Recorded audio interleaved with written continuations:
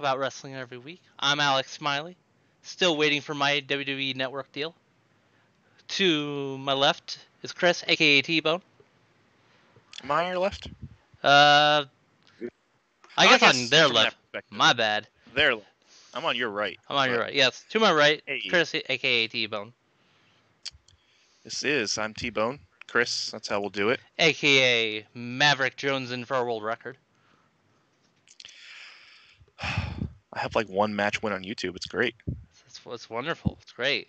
And to my left, to my left, we have James, aka JJ Titan Dog 70, aka BD Energy. How you doing? I'm good. Love it. All right, every Thursday we hang out, chat wrestling, and welcome to our pilot episode. Yeah, our fourth pilot episode. This Great. Wow. Yeah, I'm keeping track. One of the few things I can keep track of. Right. All right, let's actually get started though, because I mean we're here to talk about wrestling and not just make awkward jokes to the camera. Oh, yeah. As professional we are at making bad jokes to the camera and just okay, wrestling, yeah. Yes. So guys, I think let's start the way we always start. One thing this week from the wrestling week, from Friday night all the way to tonight, one thing that stood out to you in wrestling. All right. Do you want to go first, James, or should I? You can go first, Alex. All right. Okay. One thing that stood out to me was after years of slowly going a different direction, it was nice to see them finally sneak in one more tie into the MCU on their very last episode. Oh wait, I'm sorry. We're talking about wrestling, not Agents of S.H.I.E.L.D. My bad. Didn't we do that last week? We can't No, repeat the same joke. I didn't do that last week. Because last week wasn't. Oh, I did. Oh, you know what? I think I did the Big Brother thing. Mm-hmm. Didn't I? Oh man. And this week was the. See, you're recycling my jokes.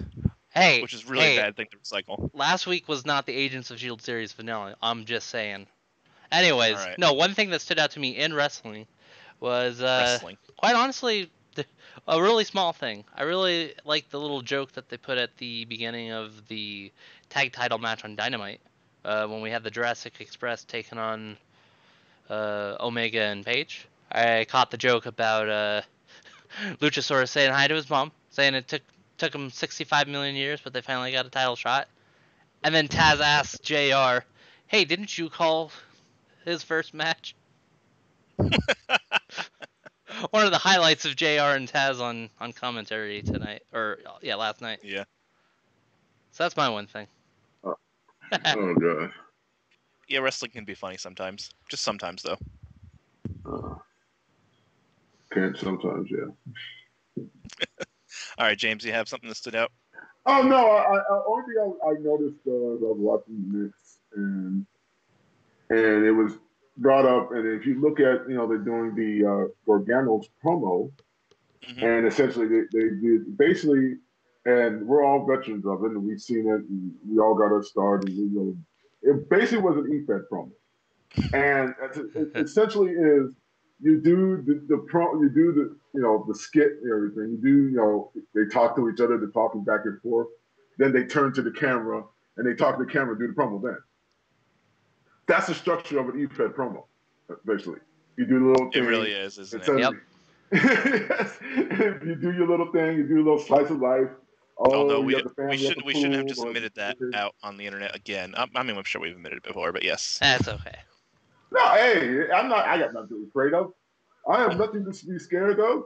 It's all the skills. We all started, though he who has not done an EFED promo cast the first stone. I know a lot of them out there done it. Trust me, you've done it. Don't everybody's out there watching. I know it. I have done it. I have written Johnny Gargano's promo. I know that. I mean, Johnny Gargano was an EFEDer at one point. He said so himself. So there is that. You got it. So essentially, that's what he's doing. I'll just. Do you think Johnny's going back to his GeoCity sites and being like, I need new material for NXT. Let me just go back to 2003 here. I wouldn't be surprised. I mean, I bet you I still have some on the Google Drive. I bet you I still have some of that. Right. Yeah. I bet you if I wanted to, I can look it up and find it. But yeah, so that's the one thing that struck me. It's just funny. I know it's like it is funny. You're right. Candace does the same thing too, and it just. You're right. I can just imagine like actually sitting down writing that scene. Like, oh yeah, I'm having a conversation with my wife, and then the camera turns dark, and the character gets serious. Yes! And we're standing on a ladder for some reason. Yes, that's what basically it was. Oh God. Right. Oh man, that brings back memories. Okay, and what about you, Chris? All right, so I'm going to completely sell out here and cop out because there's tons of things that I want to talk about, and I could not just pick one thing. So I'm going to rattle them all off. I'm going to rattle the first one off real quick. And that is, you know, one of the things we talked about, I don't know, was either last week, the week before, even the week before that, was characters not being consistent. And then we saw on Smackdown all of a sudden that the characters, specifically Sheamus, Baron Corbin, Shorty G, and Matt Riddle, are acting like that they're wrestlers, you know, on a show, as opposed to just characters that come out for like things, right? Because Shorty G comes out during Sheamus and Matt Riddle's match, screws it up, which pisses off both Matt Riddle and Sheamus, which is great, right? Because normally you'd see something like that, and you know, Shorty G comes out and attacks Matt Riddle, and that's that. But now Sheamus takes it personally because he lost the match. So one person in WWE cares about winning matches, and that is Sheamus, which is nice. That's good. And I hope to see more of that. That's one more than usual, so that's not too bad. Yeah, right? So he took his revenge on both Shorty G and Baron Corbin. Matt Riddle took his revenge on Baron Corbin. It was great. And just that the foursome there, they're like acting like they are real people, and I don't think we see enough of that in wrestling. Like people get slighted all the time, and they don't really act like real people. That time they did. Not anymore. So that was originally going to be my one thing, but then Monday night happened, and I think what happened on Monday night deserves a deeper dive. So So we had two really major segments that matter. It's the opening segment, Dominic Mysterio, Seth Rollins, Samoa Joe, and Buddy Murphy, I guess. And then the last segment of the night. So let's start at the top of the show. You guys know that I'm really in favor of this Dominic Mysterio storyline. I'm really glad that because there's no real fans that he's being given an opportunity. Because if there was real fans on the show, he would be shat all over as undeserving. There was like really the first big disconnect of the night, and that was Samoa Joe. Right. If you watched it, and I'm sure you did, because we all do our jobs every week, and we watch all the wrestling, right? Yeah. I watched it. Yeah. Samoa Joe kind of overshadows Dominic Mysterio and cuts a promo on Seth Rollins, which I don't understand. If Samoa Joe's not a part of this feud, I didn't quite understand that. They're planting seeds. To me, what it to me is they're planting seeds for when Joe comes back. Probably. So it really overshadows Dominic, and then there's that second disconnect as he spends like 5 minutes just ripping into Seth Rollins himself. But when push comes to shove, when Dominic's being whipped with a kendo stick, Samoa Joe doesn't step up. I can. Hey, Rage Smash, how you doing? By the way, as I talk to someone in chat real quick. I mean, good to see you around. I think with someone with. That's the one thing that I agree with you. That's the one thing that's been my pet peeve is you don't have any of like the faces come out. At least you should have some faces come out to the back and try to help. I mean, just so. And like you could have done that so much better. Like Buddy Murphy's out there. When they grab all those kendo sticks, just have Buddy Murphy stand guard with the kendo stick. Why aren't the referees coming down and be like, "Hey, stop!" Or at least some face wrestlers, because then you get that interaction. You get that feel like, hey, I'm going to help him out. Friends and everything, or at least the kindness of a heart. So, that's the disconnect. I can see where you understand that. It just doesn't connect everything together. you want now, to pause for a moment because we're dropping frames? Yeah. Oh, no worries. Because I have the stats on here right now. I think I'm thankful that my. Hey, we're live on Twitch. These things happen. I want to at least get back to where I can see motion on the video again. Oh yeah, thank you for the Rage. Rage likes the shirt, so. So hey, Rage Smash, if you can hear us, thanks for hanging out. Yeah, he might also be referring because I'm wearing an OSW shirt. That's actually one of our that's actually one of our site partners as well. So again, the slightly subtle attempts to help promote everybody else that's helped us get to this point. All right, it looks like we're rolling again. So I agree. James, go ahead. The one part I have no problem with the promo because I said they're trying to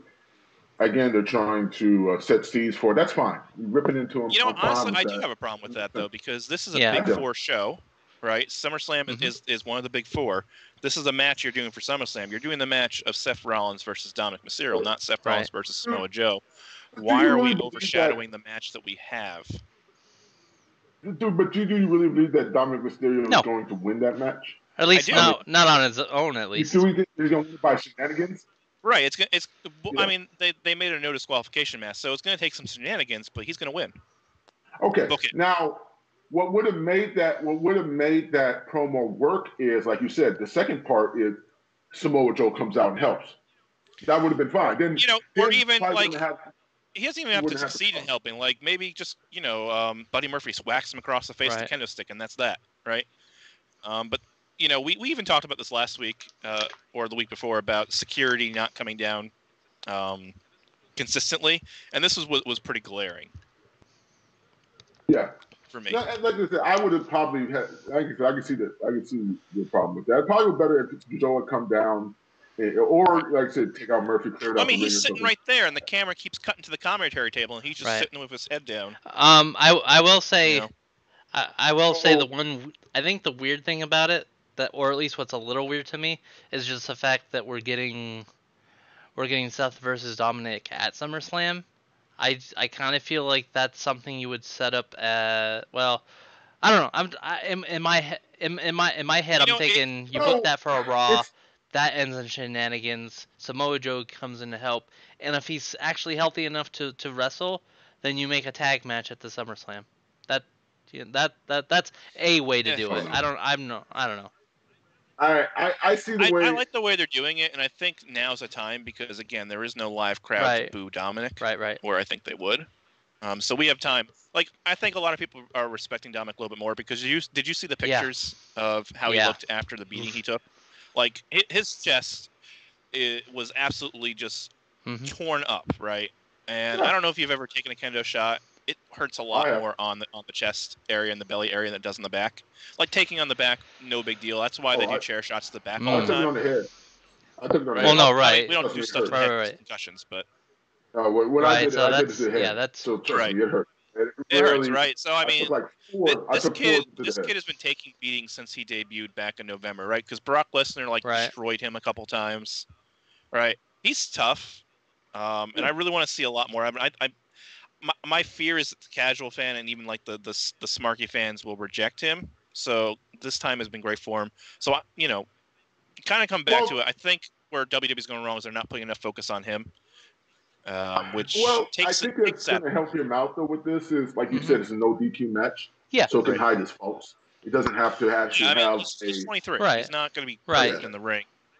I'm really hoping they just treat him as a legitimate wrestler because he has been training, and we've been told, his father's been training him, for a couple of years, right? I'm afraid it's going to be like Santino Marella wrestling, right? And Santino was never treated like a real wrestler. And that was like part of his gimmick. He came out of the, there was never really. No, they did. Right, but I mean, his style of wrestling was kind of like deer in headlights, and that's what I'm afraid they're going to do to Dominic. And sometimes he does have that look. Yeah. That's my biggest fear for coming out of this. But I'm hotly anticipating this match. And I will say, I think like I said, as leery as I kind of am about them already doing the one-on-one at Big Four pay-per-view, at least you have something like the no DQs to kind of help guide that a little bit, for what it's worth. Yeah. Right. They don't have to have a wrestling match. And I do want to make a quick point in regards to Santino, just to touch on what you were saying. With Santino, I don't recall when they ever really transitioned him from just being that fan they had from out in the crowd to actually being a wrestler. Like, he just kind of became a wrestler, and they never really. He became a wrestler, but he didn't he doesn't wrestle. Right. Yeah, and I see that. Yeah, ever. to your point, I see that his as well. Entire run. Like he didn't pick up people for suplexes. He didn't do power slams or anything like that. He did some strikes. He did some holds. He mostly went and like avoided fighting, and that was style for the most part. He was never going to get into like chain wrestling, things like that. Even though I'm sure he was capable of it because he runs a wrestling school. Now, so, I'm sure he was capable of it the entire time. The way his character was always presented as is like a guy who could barely wrestle. So that's my biggest fear of what they might do with Dominic because he's this young kid. Like, oh, let's really show how green he is. Like they do that with some of the women on NXT, some of the newer women, like they can barely wrestle. And it's not that I'm making a knock on any particular women, but it's usually because they're like they're very new to the business, very new to wrestling, and it becomes very obvious.